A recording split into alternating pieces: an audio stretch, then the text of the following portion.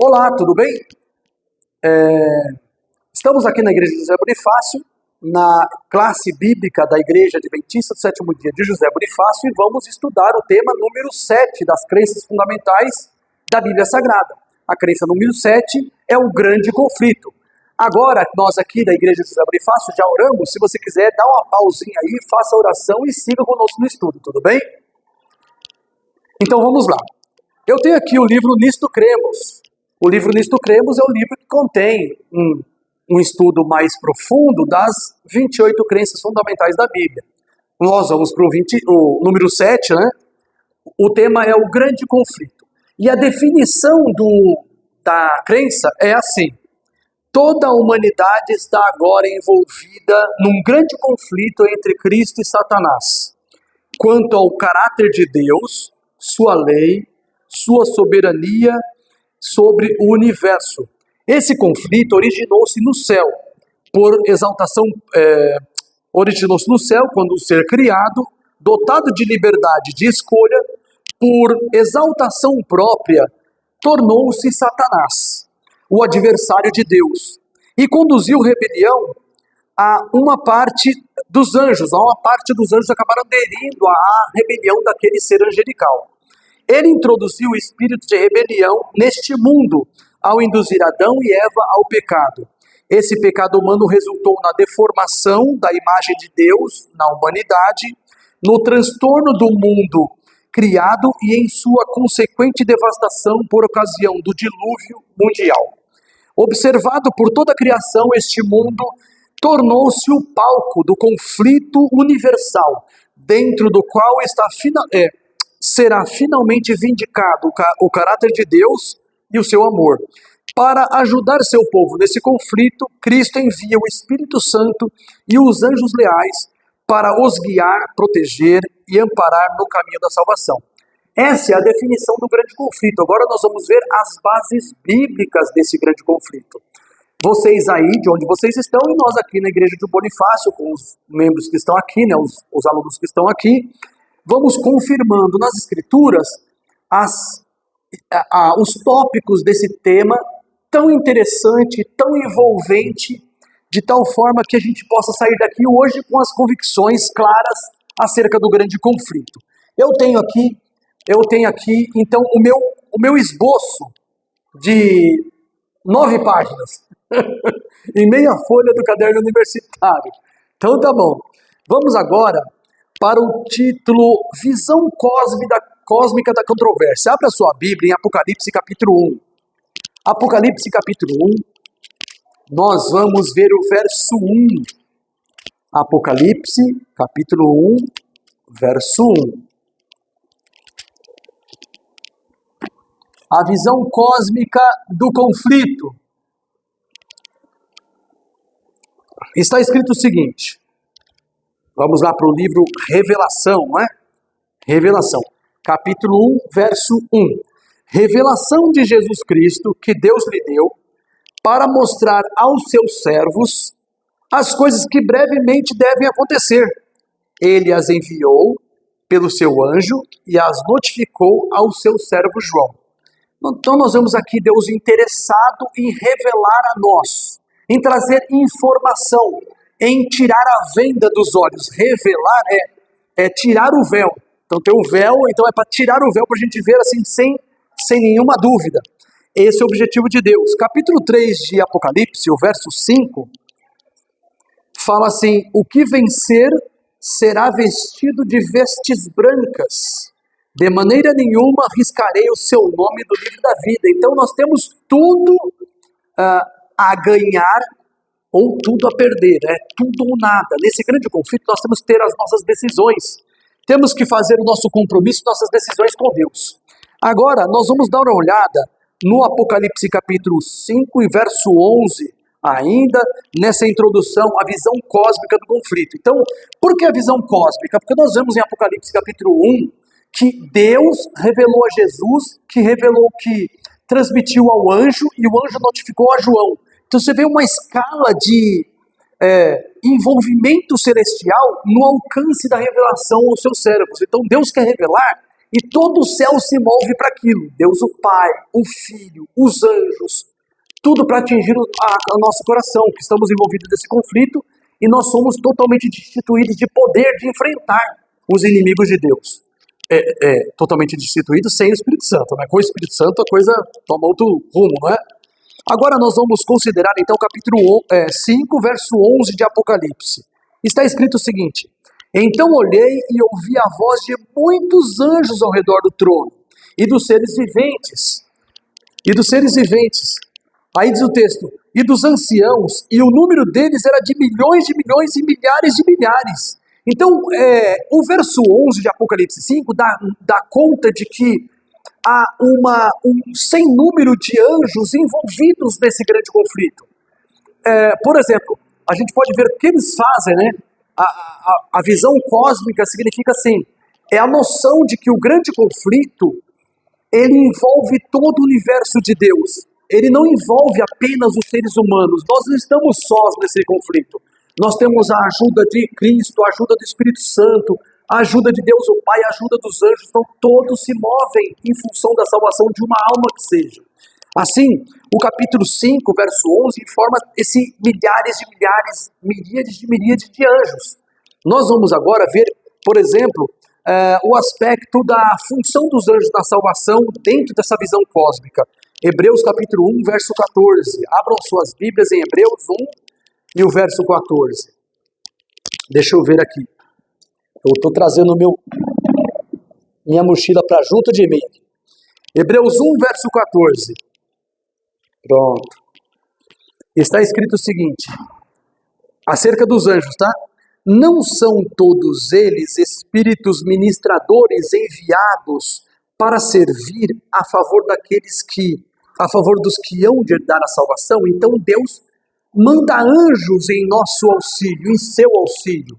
Nós temos também que considerar o que está em Salmo 103, verso 20. Salmo 103, verso 20. Salmo 103 e o verso 20. Também dá um aspecto, contribui com um aspecto importante da noção do grande conflito, envolvendo o mundo, né, o universo, não só o planeta Terra, mas o universo. Salmo 103 e o verso 20, está escrito o seguinte: bendizei ao Senhor anjos seus, magníficos em poder, que cumpris as suas ordens, que obedeceis a sua voz. Então ainda nós vemos que os anjos são servos que estão apostos diante de Deus para ouvir o comando de Deus e atender, e socorrer, ir atrás dos necessitados de Deus, seus servos em meio às suas lutas. Então, nesse sentido, o conflito ele é cósmico, porque envolve dimensões do universo, várias dimensões estão envolvidas nesse conflito. Isso dá a ideia que nós não estamos envolvidos, nós não estamos sós. A gente tem companhia e auxiliares nesse grande conflito. Agora, a origem da controvérsia, esse ponto é bem interessante. Como começou esse grande conflito entre Cristo e Satanás, entre a verdade e o erro, entre a ordem e o caos? Quando começou essa controvérsia? Vamos então às Escrituras Sagradas, nós vamos abrir a Bíblia agora em Isaías, capítulo 14, verso 12, e depois nós vamos para Ezequiel 28, verso 14. Então Isaías, capítulo 14, Isaías 14, é um texto já bem conhecido, já citamos por vezes aqui nos estudos anteriores. Aliás, nós queremos lembrar que no canal da nossa igreja nós temos todos os outros estudos salvos lá para vocês acompanharem. Ou talvez, acho que talvez não tenha sido gravado, mas qualquer coisa a gente coloca depois. Capítulo 11 de Isaías, ou melhor, 14, desculpe, capítulo 14 de Isaías, verso 12, que diz o seguinte: como caíste do céu, ó estrela da manhã, filha da alva, como foste lançado por terra, tu que debilitavas as nações? Embora esse texto tenha um cumprimento inicial no rei da Babilônia, Na verdade, ele é um texto que ele faz um paralelo. Enquanto está falando do rei da Babilônia, ele está falando do líder dele, daquele que conduzia a vida do rei da Babilônia. Assim como Tito. Quer ver? Abra sua Bíblia, Ezequiel capítulo 28, verso 14. Antes de ir para o 14, no livro de Ezequiel 28 ainda, só para vocês perceberem que Ezequiel ele está dando uma bronca a um rei de um lugar chamado Tiro. Tinha um lugar chamado Tiro, se eu não me engano era uma ilha ou uma cidade portuária, certamente era no mínimo uma cidade portuária. Me fugiu a memória agora a posição geográfica de Tiro, mas com certeza era um lugar, uma cidade portuária. E esse rei de Tiro, ele foi repreendido por algumas características e pecados bem peculiares que lembram um ser anterior a ele, um ser espiritual que começou a rebelião no céu. Vejam isso. Ezequiel 28, verso 1 a 2 diz o seguinte: Veio a mim a palavra do Senhor, filho do homem, dize ao príncipe de Tiro, assim diz o Senhor, Deus, no orgulho do teu coração, tu disseste, eu sou Deus. Sobre a cadeira de Deus me assento no meio dos mares, sendo tu homem e não Deus, e estimas o teu coração como se fora o coração de Deus. Então nós percebemos uma repreensão aqui. O oráculo de Deus era contra o príncipe de Tiro. Mas por extensão ele acaba falando de um ser que estava acima desse príncipe de Tiro, um ser espiritual que conduzia e era o líder do príncipe de Tiro. Então o oráculo, ele bate de uma só vez em Tiro, o príncipe de Tiro, e bate nesse ser espiritual que o lidera. Você pode perceber, por exemplo, no verso 14, que diz assim: Tu eras querubim da guarda, ungido, e te estabeleci, e estavas no monte santo de Deus, e andavas entre as pedras afogueadas. Pergunta é, o príncipe de Tiro era um querubim? Querubim não é uma classe de anjos? Então não pode ser. Então você percebe que aí o oráculo que fala contra o príncipe de Tiro está tocando nele e tocando no líder dele, aquele que conduzia a vida dele, que é o anjo rebelde. Vejamos o verso 15. Perfeito eras nos teus caminhos. Dá para dizer que o príncipe de Tiro ele era perfeito, ele nasceu perfeito, ele seguiu perfeito, até que se desviou de Deus? Não, ele já era mal de sempre. Então não era uma peculiaridade do príncipe de Tiro dele ser perfeito desde o dia que foi criado. Não, esse verso só pode ser aplicável a um ser superior ao príncipe de Tiro. Então, o verso diz, perfeito eras nos teus caminhos desde o dia em que foste criado, até que se achou iniquidade em ti. Então surgiu iniquidade nesse ser angélico, que a Bíblia chama de querubim. Isaías, que nós lemos antes, chama de estrela d'alva, e esse ser, ele queria estar no lugar de Deus, tomar o trono de Deus, reformar o governo de Deus. A Bíblia fala alguma coisa sobre isso, que esse ser, o Lúcifer, ele tinha o interesse de reformar o governo de Deus, tomar o trono dele, ou governar com Deus, no mínimo? Sim, em Isaías 14, voltemos para lá, Isaías 14, para a gente ver de novo aquele oráculo que era, em primeira instância, batia no rei da Babilônia, que já estava morto, condenava o rei da Babilônia, mas ao mesmo tempo repreendia outro ser superior a ele e condutor dele. O líder do rei da Babilônia era Satanás. Então fala assim, o verso 12, recapitulando, né? E entrando no verso 13 e 14. Como caíste do céu a estrela da manhã, filha da alva? Como foste lançado por terra, tu que debilitavas as nações? Tu dizias no teu coração, eu subirei ao céu, acima das estrelas de Deus exaltarei o meu trono. Estrela aqui são anjos. Em Apocalipse 1, verso 20, fala que estrelas são anjos. Numa linguagem figurada, simbolizam os anjos. Aí diz assim, ó, acima das estrelas de Deus exaltarei o meu trono, no monte da congregação me assentarei nas extremidades do norte. Verso 14, subirei acima das mais altas nuvens e serei semelhante ao Altíssimo. Então, quando ele fala sobre o trono, ele fala assim, exaltarei meu trono acima das estrelas de Deus, ele está dizendo assim, eu quero governar. Eu quero exercer o governo. Das bandas da extremidade do norte, acima das estrelas de Deus, eu exaltarei o meu trono. Ele está dizendo que ele quer governar. Deus que governa o universo, mas ele queria tomar conta do governo. Ou seja, ele tinha divergências com o governo de Deus, com a lei de Deus, com o caráter de Deus. Mas ele foi esperto em ocultar o seu verdadeiro interesse, seus pecados, vestidos com a ideia de um cuidado com as coisas de Deus. Não, na verdade a gente quer mesmo mesmo melhorar o governo, a gente não quer ser contra. Então ele conseguiu enganar os anjos dessa forma, usando de ardil, mentindo, ocultando seus interesses verdadeiros. Então, nesse primeiro momento, a gente vai considerar só o quê? A origem da controvérsia. A origem foi no céu.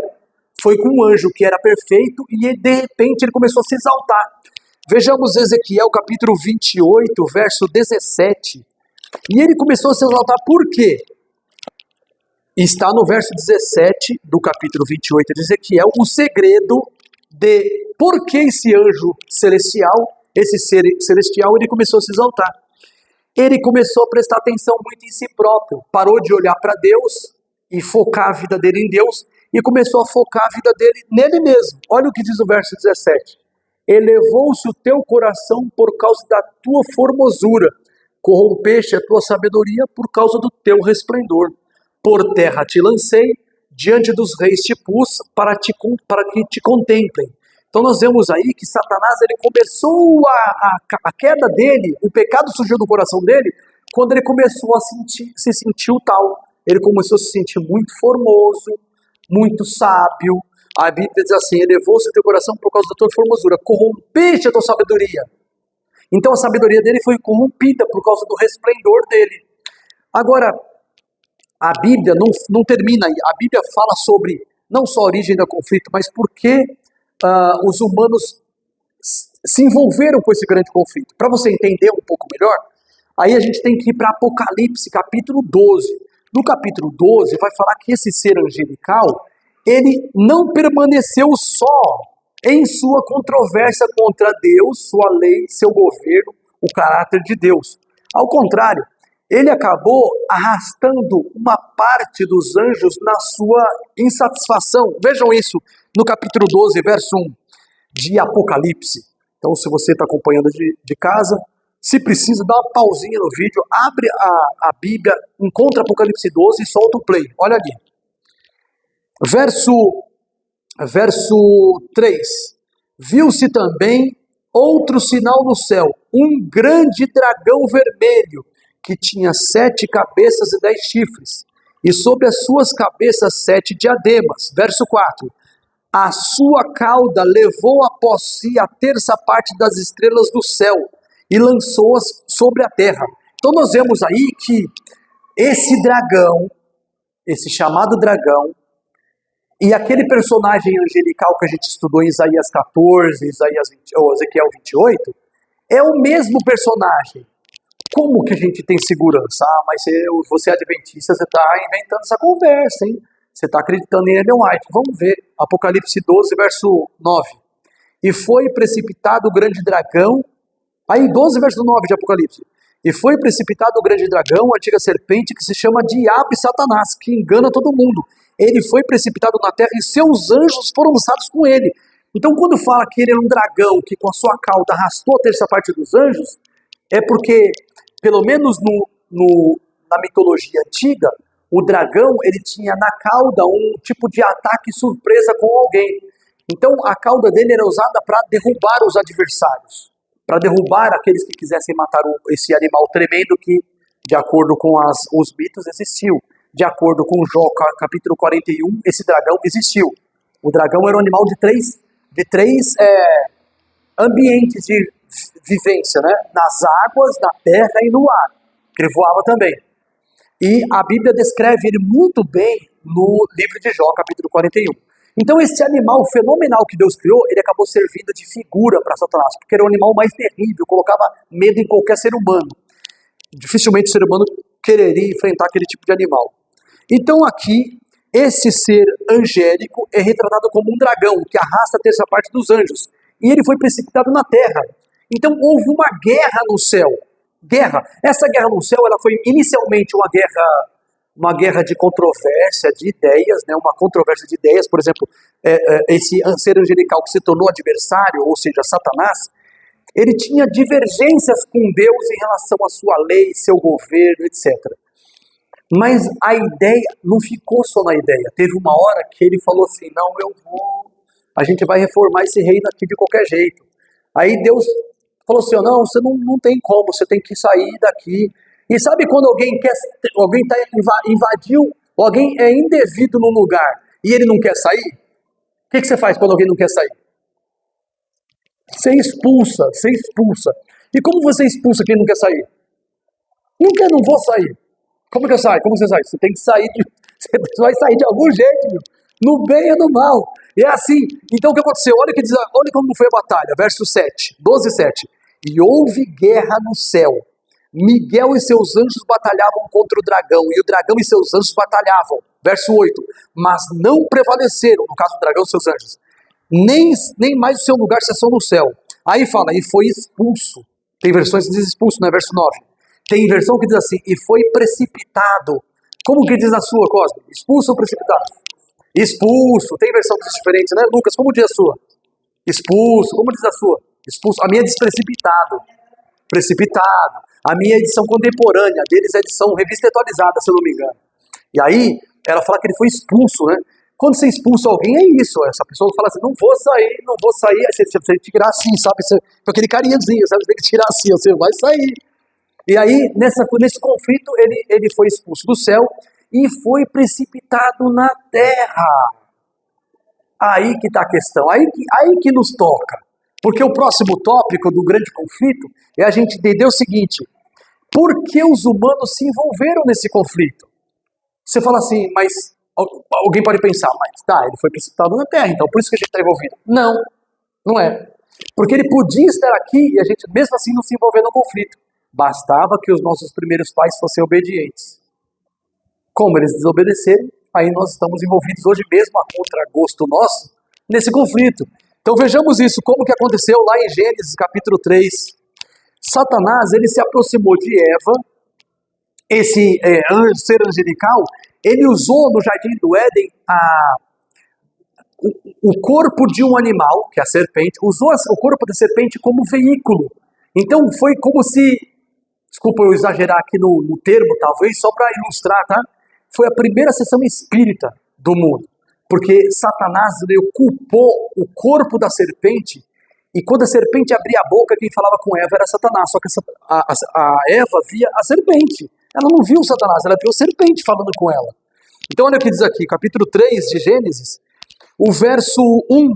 Ora, a serpente era o mais astuto de todos os animais do campo que o Senhor Deus tinha feito. Então esta disse à mulher, é assim que Deus disse, não comereis de toda árvore do jardim? Aqui, ó, só uma paradinha. Aqui nós temos uma pegadinha. Qual a pegadinha? O diabo, ele torna as ordens de Deus impossíveis. Ele torna os mandamentos e as ordens de Deus como se fossem opressoras. Por quê? Deus falou para não comer de toda árvore. Deus falou assim, ó, você vai comer de toda a árvore do jardim. Você só não vai comer da árvore do conhecimento do bem e do mal. Ele colocou só um obstáculo. Deus falou, você não vai comer desta. O que o diabo faz? Ele colocou para Eva que a proibição era geral. Por quê? O diabo sempre vai pintar o pior de Deus. O diabo sempre vai pintar o pior. E aí, diz o verso 2, respondeu a mulher à serpente, do fruto das árvores do jardim podemos comer. Verso 3, mas do fruto da árvore que está no meio do jardim, disse Deus, não comereis dele. Até aí Deus disse, mas aí Eva acrescentou as palavras de Deus. E tem outro detalhe aqui para você no verso 3. Não podemos acrescentar aquilo que Deus mandou. Deus não tinha ordenado que não tocasse. A ordem de Deus está no verso 16, está assim, ó, no capítulo 2, 16, ó. Ordenou o Senhor Deus ao homem dizendo, de toda a árvore do jardim comerás livremente. Mas, verso 17 agora, 2,17. Mas da árvore do conhecimento do bem e do mal, dela não comerás. Pois no dia em que dela comeres, certamente morrerás. Tá, pausa. Pensa você que está em casa e nós que estamos aqui. Onde está que ele falou assim, não tocareis dele? Onde está, não tocareis? Não tem isso. Eva acrescentou. Ela deu um passo além do devido e ela acrescentou o que Deus tinha mandado. Aí ela diz assim, no verso 3, capítulo 3, 3, agora sim, ó. Mas do fruto da árvore que está no meio do jardim, disse Deus, não comereis dele, nem nele tocareis, para que não morrais. Tudo leva a crer, não está escrito aqui, tá? Mas tudo leva a crer que nessa altura, a serpente, pouco adiante, a serpente toma do fruto e dá para Eva. Quando ela toma do fruto, como a serpente tocou no fruto e não morreu, a ideia era, você falou que não era possível tocar, se você tocasse, você morria, eu estou tocando e não morri. Aí ela pensou, bom, provavelmente deve ser isso mesmo, né? A serpente está certa. Olha o que a serpente disse no verso 4. Então a serpente disse à mulher, certamente não morrereis, porque Deus sabe que no dia em que comerdes desse fruto, os vossos olhos se abrirão e sereis como Deus, conhecedores do bem e do mal. Então nós temos um problema aqui, ó, no verso 4. Primeiro, Deus falou, se comer, morre, sim? Sim. Aí a serpente disse assim, certamente não morrereis. Quer dizer, um está falando a verdade, o outro é mentira. A serpente falou, certamente não morrereis, mas Deus sabe que vocês serão como deuses. Aí que está o problema. O que acontece? Nessa hora a serpente aproveitou a ingenuidade de Eva para sugerir para Eva que Deus não queria o melhor para eles, que Deus tinha privado o casal de comer o fruto da árvore do conhecimento do bem e do mal, porque se Deus deixasse eles comerem do fruto, eles seriam como Deus. O casal seria como Deus. Sabe o que acontece aqui? Satanás, o anjo rebelde, que desejou ser como Deus, já estava consciente que aquele desejo foi que expulsou ele do céu. O pecado surgiu do coração dele quando ele quis ser como Deus. Aí o que ele fez agora? Ele compartilhou a mesma ambição de ser como Deus com Adão e Eva. Deus sabe que se você comer, você vai ser igual a ele. Por isso que ele proibiu. Não é que você vai morrer. Você vai ser igual a ele. Ou seja, ele instigou no coração de Eva que ela tivesse o mesmo sentimento que ele teve lá no céu quando se rebelou contra Deus. Então, assim, a coisa parece que é simples, mas é mais complexa do que a gente imagina. Então, a narrativa continua dizendo no verso 6, vendo a mulher que a árvore era boa para se comer e agradável aos olhos, a árvore desejava para dar entendimento, tomou do seu fruto, comeu e deu também ao seu marido que estava com ela, e ele comeu. Verso 7, foram abertos os olhos de ambos e conheceram que estavam nus, cozeram folhas de figueira e cingiram-se. Você percebe aí que o casal se envolveu no pecado porque resolveram desobedecer. E a palavra de Deus é assim, não tem curva, sabe? É assim, ó. Faz isso e tudo bem. Se você fizer aquilo, tudo mal. Fez. Você cavou. Ele respeita a nossa escolha, sim ou não? Ele respeita a nossa escolha. Mas ele escolheu o mal, vai colher o mal. E não é assim na nossa vida? É ou não é? Por exemplo, ó, você fala assim, eu não vou estudar, eu vou ficar descansando em casa. Aí você tem 17 anos, você tem que estudar, tem que se formar, mas você fica lá, eu vou descansar, eu vou... Aí tem que ir para a faculdade, eu tenho que fazer trabalho, eu não vou fazer o trabalho da faculdade. E você fica enrolando. Aí vai se formar? Não. Vai ficar com DP de primeiro semestre, segundo semestre, terceiro semestre, e vai ficar que nem aqueles caras do Bolsa Vagabundagem, que fica lá 8 anos para fazer se formar em 3 e 4. Entendeu? Então não tá certo. Você tem que encarar o desafio e ir para cima, fazer o que tem que fazer. Eles tinham que encarar. Infelizmente, eles acabaram errando, prevaricando. Consequências. Deixa eu ver. Essa é a consequência. Deixa eu ver aqui. O impacto sobre a raça humana desse pecado. Vamos ver. Capítulo 3 ainda de Gênesis. Aí, vejamos o que aconteceu com a mulher. Versos 16. A mulher, Deus disse, multiplicarei grandemente a tua dor de parto, só gestação. Em dor darás à luz filhos. O teu desejo será para o teu marido, e ele te governará. Tem versões que dizem ele te dominará. A minha diz dominará. Eu acho que governará é melhor, mais legal. Parece que a tradução tem mais a ver com a função masculina. Verso 17, agora é o homem, né? A mulher já viu o que aconteceu, né? E aí, é bom ser grávida? Eu não sei, não faço a menor ideia, mas o que eu olho na minha esposa, rapaz, não é brincadeira não. Minha esposa já passou 4 vezes por esse negócio, 4 guri. Rapaz, olha, não é brincadeira, viu? Quando chega no 6º mês, 7º mês, deu o primeiro, acho que no 6º mês deu a primeira contração. Eu tava em casa e ela tava colocando, eu não sei o que eu tava fazendo dentro de casa, ela tava colocando roupa no varal, na gestação do meu filho mais velho, o Felipe. Aí, de repente, Samuel, ela deu um grito, eu fui correndo pensando, poxa, ela tá grávida, né? Eu pensei, será que aconteceu? A gente fica com medo, né? O marido fica todo assim, naquela angústia, né? Quando a mulher tá grávida, preocupado com toda coisa, né? Eu corri lá no fundo, ela falou assim, coloca a mão na minha barriga. Eu falei, o que aconteceu, mulher? Ela falou, nada, coloca a mão na minha barriga. Aí eu vi que a barriga dela parecia a barriga daqueles caras que fazem fisiculturismo, sabe? Tanquinho, assim, que você dá porrada e nada, sabe? A barriga dela tava dura, seca, sabe? E aquela bola assim, ó, e dura. Eu falei, o que é aquilo? Era a contração. Então ela começou a sentir a primeira contração com 6 meses, do primeiro filho. E aí, depois da primeira, aí o intervalo vai encurtando.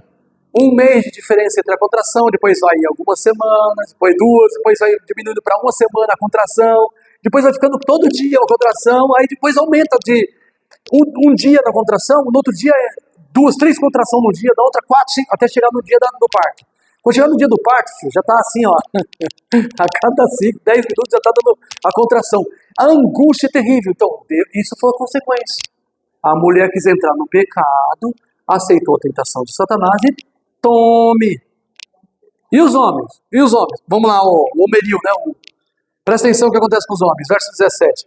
A homem disse, porque deste ouvidos a tua mulher, a voz da tua mulher, e comeste da árvore de que te ordenei, dizendo, não comerás dela, maldita será a terra por tua causa, em fadiga comerás dela todos os dias da tua vida. Olha, a maldição do pecado foi estendida à terra por causa do homem, não da mulher. O pecado da mulher só trouxe consequência para ela mesma, para o seu parto, aquela coisa, mas o do homem foi para a terra, o planeta. O planeta todinho entrou em maldição por causa do pecado do homem. Aí, porque quem era o líder do planeta? Era ele o líder. Ele era o líder do planeta. Quando ele caiu, o planeta caiu. Olha ali, ó. Verso 18. A terra, né? Ela produzirá também espinhos e abrolhos, e comerás das ervas do campo. Agora vem o castigo do homem. Ó, isso aqui é a maldição do homem, tá? Você vai pagar a conta da sua esposa. É isso aí. Você que tem que ser o provedor. Lucas. Mateus, nós já somos casados, a gente já sabe do negócio, né? Como é que é o negócio.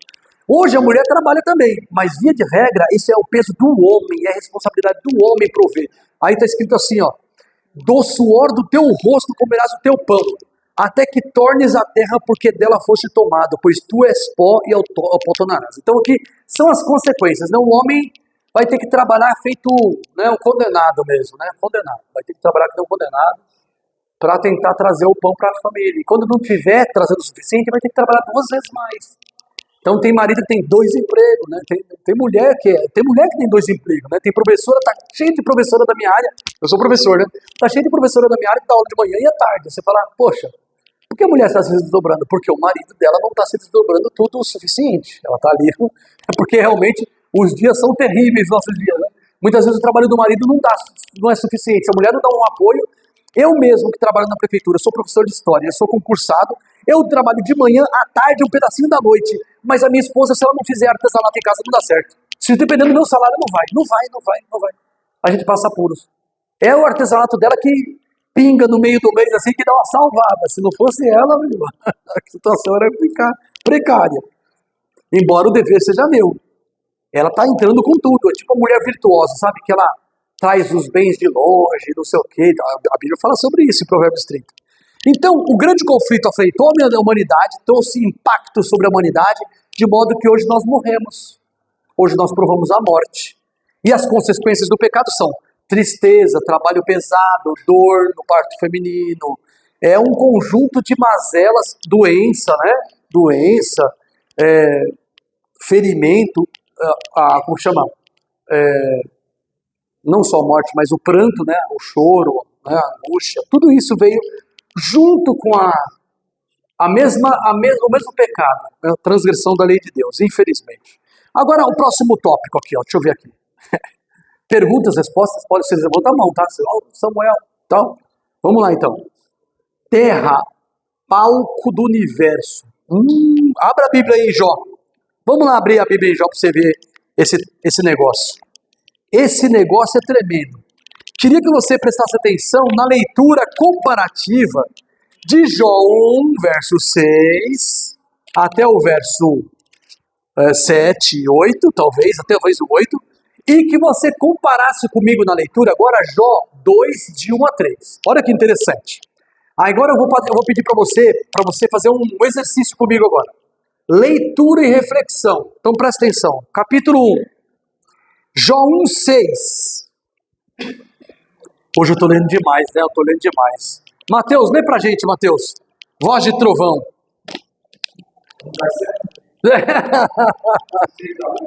Do 6 a 8, vai lá. No dia que os filhos de Deus vieram apresentar-se perante o Senhor, veio Satanás entre eles. Então perguntou o Senhor a Satanás: de onde vens? Satanás respondeu ao Senhor e disse: de gozar a serve, passear por ele. Perguntou ainda o Senhor a Satanás: observaste o céu de Jó? Porque ninguém aparece perante a ele. O homem livre perante a ele. Agora,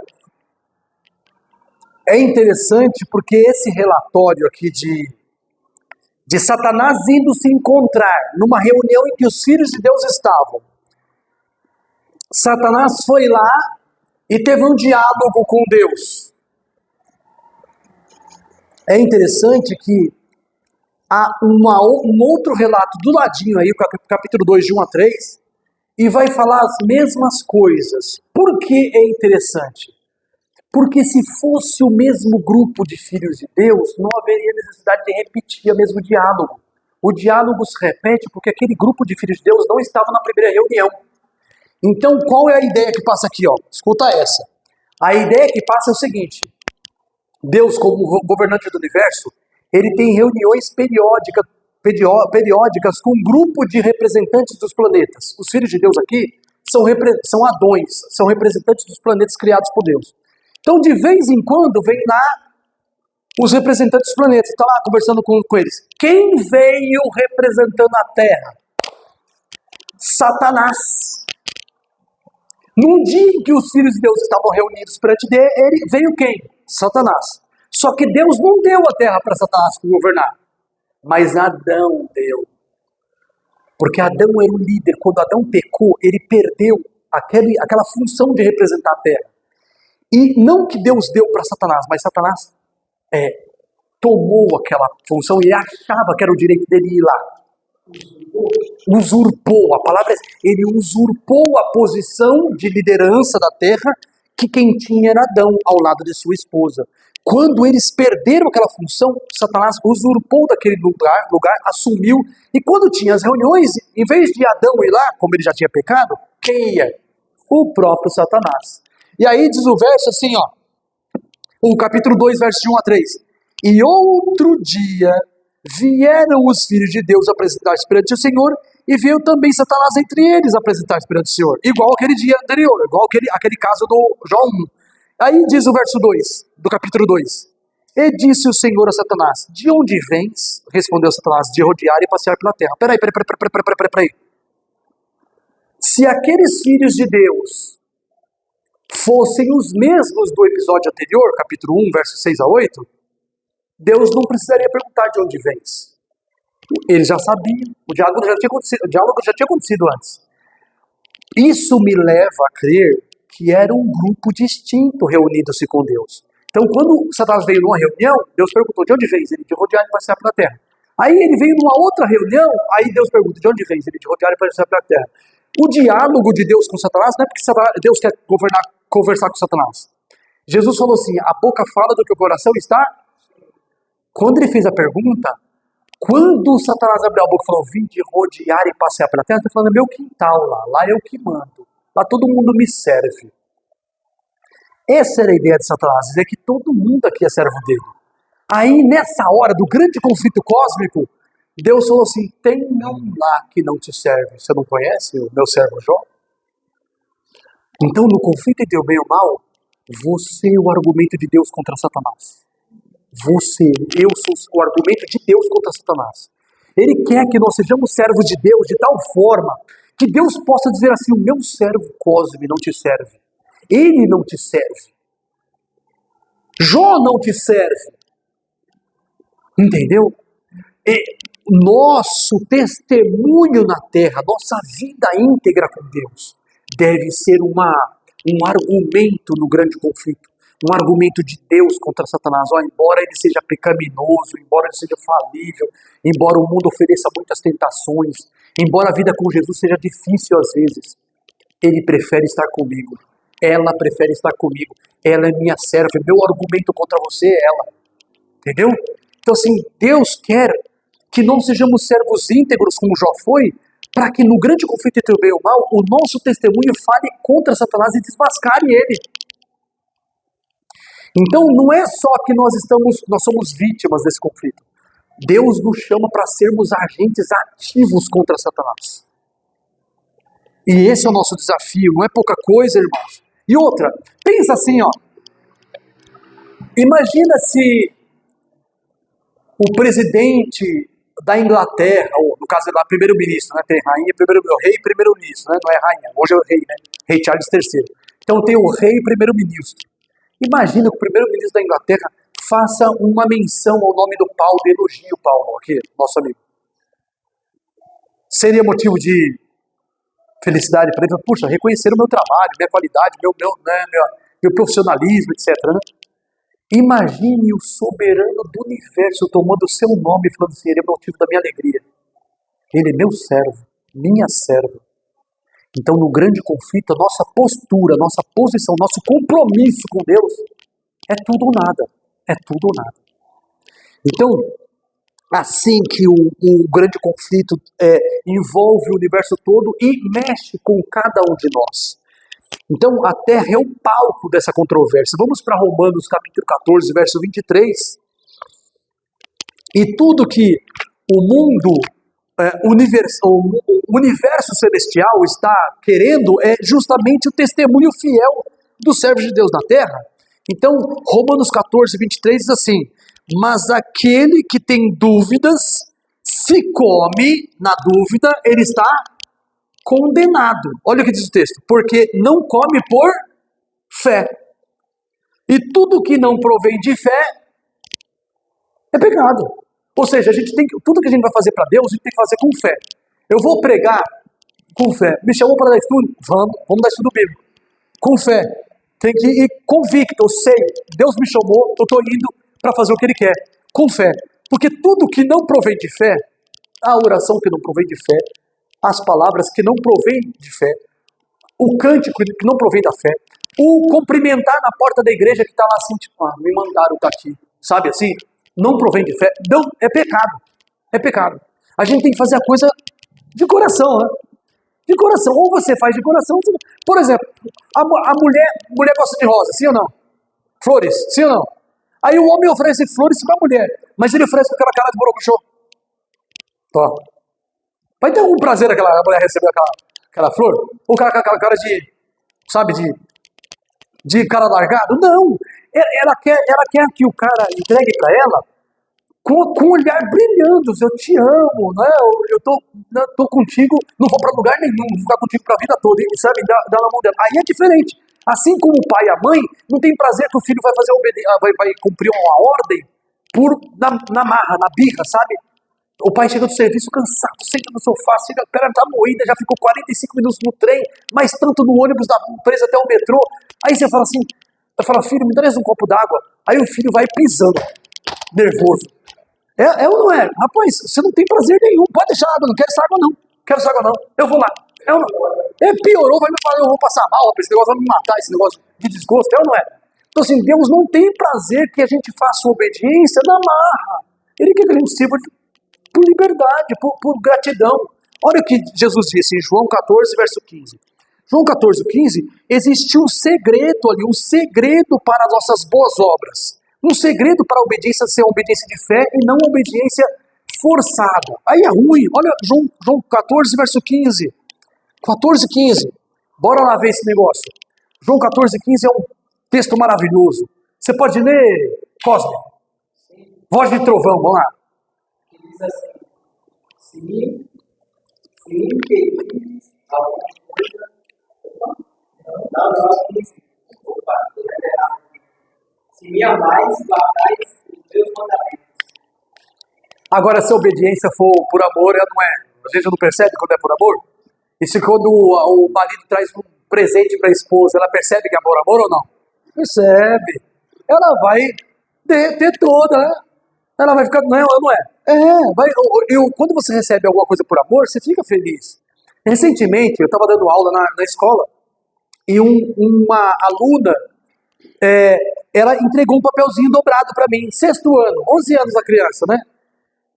Porque eu dou aula lá para eles, tal, e a professora falou assim, professor, você é demais, legal, tal, o melhor professor, tal. E quando a menina faz uma dessas, você fala assim, ou o aluno, né, já aconteceu várias vezes esse de aluno fazer, aí você fala assim, rapaz, que legal, eu estou marcando bem minha função aqui na classe, né, pelo menos 1 ou 2 reconheceram que eu estou fazendo meu serviço direitinho. É bom quando a gente recebe algum reconhecimento espontâneo, você não falou nada para ninguém, a aluna chega assim, traz um papelzinho dobrado, entrega na sua mão, faz toda uma dobradura lá. Aí você fala, rapaz, a pessoa não tinha outra coisa, mas o melhor que ela pôde fazer, ela fez. É por gratidão, é outra coisa. Então é isso que Deus quer de nós, uma obediência voluntária, por gratidão. Se vocês me amam, guardem os meus mandamentos. Simples assim. Não é uma coisa assim, não é uma equação complicada, coisa simples. Você me ama, guarda as leis, guarda a lei de Deus. Então, olha o que diz aqui sobre o conflito cósmico ainda, e a repercussão de nossa obediência no céu. Vai lá para a primeira carta aos Coríntios, capítulo 4, verso 9. 4:9. Vamos lá. E aí, eu já fiz essa citação desse verso neste ano, nas aulas que nós tivemos antes, né, nos estudos que tivemos antes. E hoje nós estamos citando especialmente porque o tema é próprio, é melhor para isso, é o tema do grande conflito. Então, primeira carta de Paulo aos Coríntios, capítulo 4, verso 9. Você pode ler, Lucas? Você consegue ler aí o verso 9? Lê pra gente, por favor.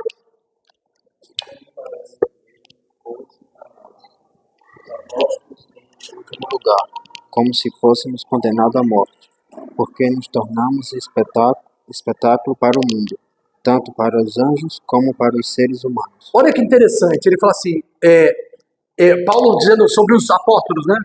Eu tenho para mim que Deus nos colocou por último, nós somos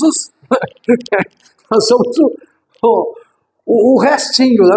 Deus colocou a gente por último, nós somos os últimos nessa conversa com Deus aí, os últimos. Aí ele fala assim, como condenados à morte, porque os apóstolos todos morreram de alguma forma mártires, né? Ou preso, né? Exceto o apóstolo João, que ele foi preso, martirizado, mas ele não morreu martirizado, acabou sendo liberto e voltou para Éfeso. Mas vamos seguir adiante, finalzinho do 9. Somos feitos espetáculos ao mundo, aos anjos e aos homens. Então, tem 3 destinos do espetáculo da vida de um servo de Deus, ou um apóstolo, por exemplo.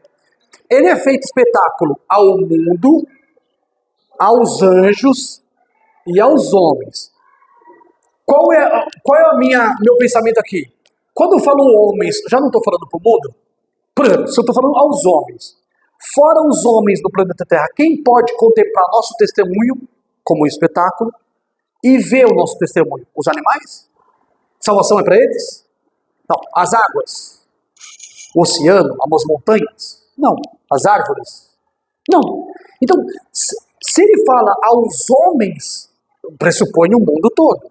Os anjos, uma classe de seres celestiais. Então, quando ele fala ao mundo, ele não deve estar se referindo ao planeta Terra nesse caso. Porque o planeta não vai ser convencido. Quem vai ser convencido são os humanos que vivem aqui, sim ou não? Pode ser convencido. Então não deve ser, ele deve estar falando ao cosmos. Eu não me lembro agora se aqui o termo é cosmos, no grego, né? Cosmos é beleza, pra falar a verdade, cosmos no grego é beleza, não é universo, é beleza. Mas o universo é belo, quem contempla o universo vê que é lindo, é belo. E tem ordem, né? Tem uma coisa fantástica. Mas eu não sei o termo usado aqui, provavelmente deve ser o mundo celestial, ou seja, os filhos de Deus. Deve ser os outros mundos. A Bíblia fala de outros mundos que estão envolvidos nesse conflito, quer dizer, não entraram, não cometeram pecado, mas eles contemplam o que está acontecendo. Abra sua Bíblia em Salmo capítulo 24, verso 1. E aí depois Hebreus 11, verso 2. Salmo capítulo 24, verso 1 é um textinho muito conhecido na igreja e ele é usado frequentemente quando as pessoas vão falar sobre a adoração pelos dízimos e ofertas. Porque vai falar que Deus é dono de tudo. Olha que diz o Salmo 24, verso 1, assim: do Senhor é a terra e a sua plenitude, o mundo e todos aqueles que nele habitam. Então, quando fala assim, do Senhor é a terra e a sua plenitude, o mundo e aqueles que nele habitam, quando Deus fala mundo, ele pressupõe que seja um planeta habitado, concordam? Mundo, planeta habitado. O mundo e aqueles que nele habitam. Ou seja, quando o Salmo fala de mundo, fala de planeta com habitantes. O mundo é de Deus e aqueles que nele habitam são de Deus. Agora vamos para Hebreus capítulo 11, verso 2. Olha que interessante. Se eu não me engano, essa leitura que a gente vai fazer agora indica a existência de mundos habitados que não entraram em pecado. Vamos lá.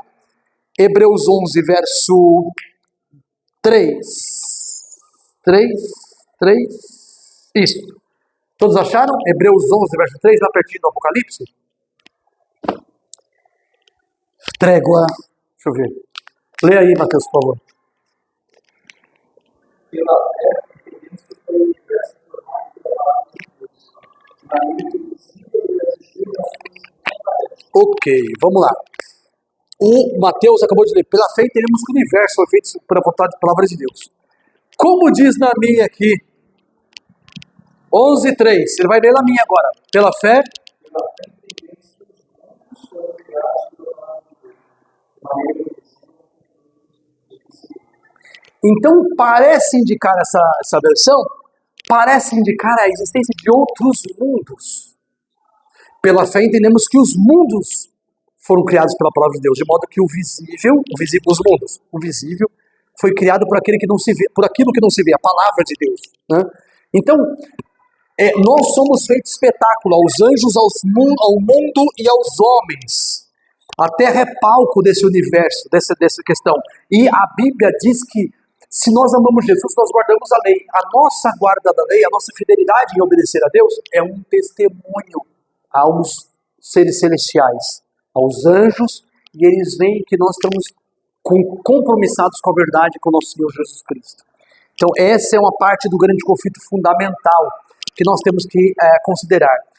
Nós teríamos de entrar agora na questão cósmica, por exemplo, a lei é o governo de Deus, Cristo é a questão da obediência, a luta final do Calvário, controvérsia a respeito do verdadeiro, da verdade tal qual ela é em Jesus, a mais crucial de todas as questões, o centro das doutrinas bíblicas, função da teologia cristã, significado da teologia cristã, a vigilância, etc. Que horas são? 4h25? Então eu vou dar uma pausinha, tá bom? No próximo sábado a gente conclui o tema, que agora eu vi, mas até espero que o pessoal que não veio hoje, né, tipo a Raquel, os irmãos que não vieram hoje, possam vir na semana que vem, e a gente continua. Então, o estudo, gostou do estudo? Gostaria de ver um pouco mais desse estudo? Então, por favor, se prepare. Semana que vem, no mesmo horário, sábado, às 3 horas da tarde, estaremos aqui. E você daí pode nos acompanhar nos estudos da Palavra de Deus. Tudo bem? Vamos encerrar com a oração? Senhor Deus, te agradecemos por mais essa oportunidade, por estudarmos a Tua Palavra, aprendemos um pouco mais do Senhor. Queremos ser para o Senhor tão fiéis e íntegros como foi o Teu servo Jó. Queremos pedir que o Senhor nos ajude, nos fortaleça e nos mostre o caminho a seguir. Que o Senhor restaure as vidas daqueles que estão nos acompanhando. Que o Senhor abençoe ricamente os lares, as pessoas que moram neles. Para que o ambiente da casa seja um ambiente agradável para nós buscarmos ao Senhor e servir ao Senhor. Proteja as nossas famílias, proteja a Tua igreja aqui e nos dê a alegria de ver Cristo voltando em breve para nos buscar. Te oramos em nome de Jesus. Amém.